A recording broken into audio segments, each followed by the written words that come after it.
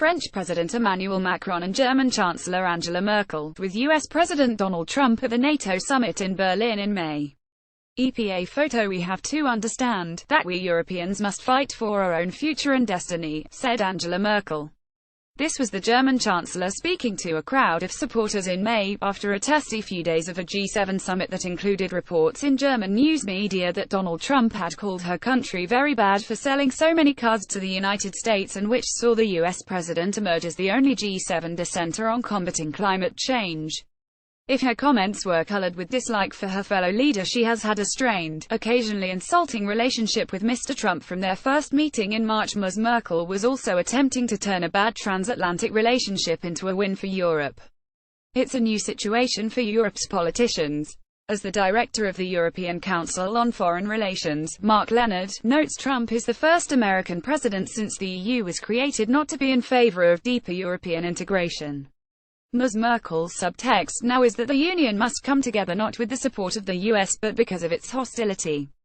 She is backed by Emmanuel Macron, the French president who famously took on Mr. Trump in the awkward, too long handshake stakes.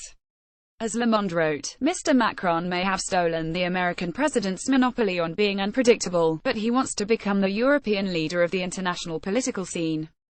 To achieve this, he'll have to go beyond images and symbols. That means Mr. Macron must, like Canadian Premier Justin Trudeau, agree to differ on central issues but smile sweetly in public at the White House occupant. Does Mr. Trump have support in Europe? He does, and it's a sign of the divisions within Europe that the support is potentially quite substantial. Some of that is accidental. When, in February, Mr. Trump tweeted that Sweden was the victim of a terror attack, fruit in his view of its over-enthusiastic acceptance of tens of thousands of migrants, he was widely derided because there had been no such attack. But shortly after, there was. Swedes, including recent immigrants, began to speak out about running battles between young migrants and the police. Prime Minister Stefan Löfven admitted that we have challenges, no doubt about that. The events have buoyed the far-right Swedish Democrats, who have now overtaken the centre-right Moderate Party as the country's second-largest political group, and convinced its leaders that they should consider some cooperation with the anti-immigration Democrats. Support for Mr. Trump is possible elsewhere, too. Italy, the one major country in the EU where the general economic upturn hasn't happened, is also seeing a spike in the popularity of the far right as record numbers of migrants crossing the Mediterranean from North Africa come ashore on Italian beaches. The Italian right, encouraged by the weakening of the centre-left government, now looks healthier than it has for 5 years, with the apparently immortal Silvio Berlusconi, 81 next month, still head of the Forza Italia party, among those gaining ground. At the same time, the populist Five-Star Movement of Beppe Grillo, though suffering defeats in local polls in June, is still polling around 30%, slightly ahead of the Democratic Party. It too is taking a strong line against immigrants, and is increasingly Eurosceptic. Were the right to successfully coalesce its various fragmented groups, it could take over the government after a general election expected next year. It could also show a welcoming face to the Trump presidency. The US president has long been compared to Berlusconi, both as one who came to politics from business, proclaiming commercial success as a qualification for high political office, and as one whose media experience and, in Berlusconi's case, ownership allowed him to speak directly to mass audiences.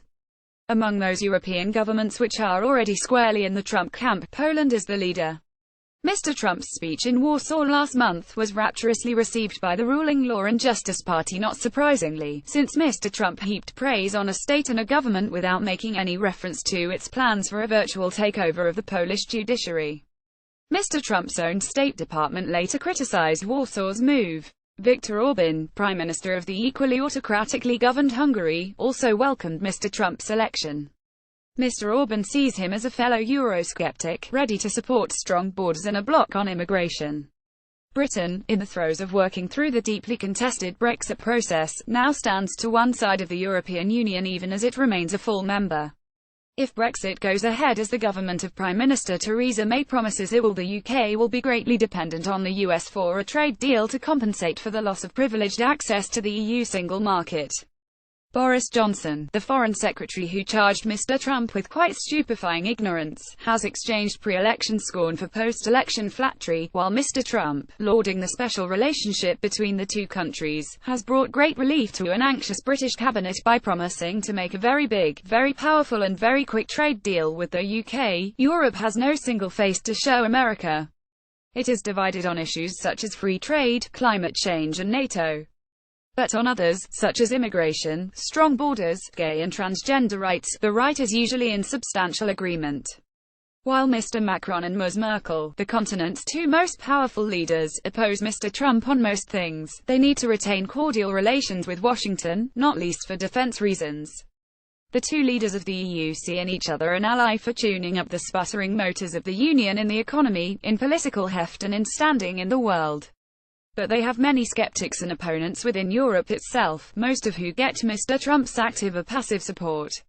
This will be a struggle at once profound and delicate, one which will have large consequences on both sides of the Atlantic for many years to come. John Lloyd co-founded the Reuters Institute for the Study of Journalism at the University of Oxford, where he is Senior Research Fellow.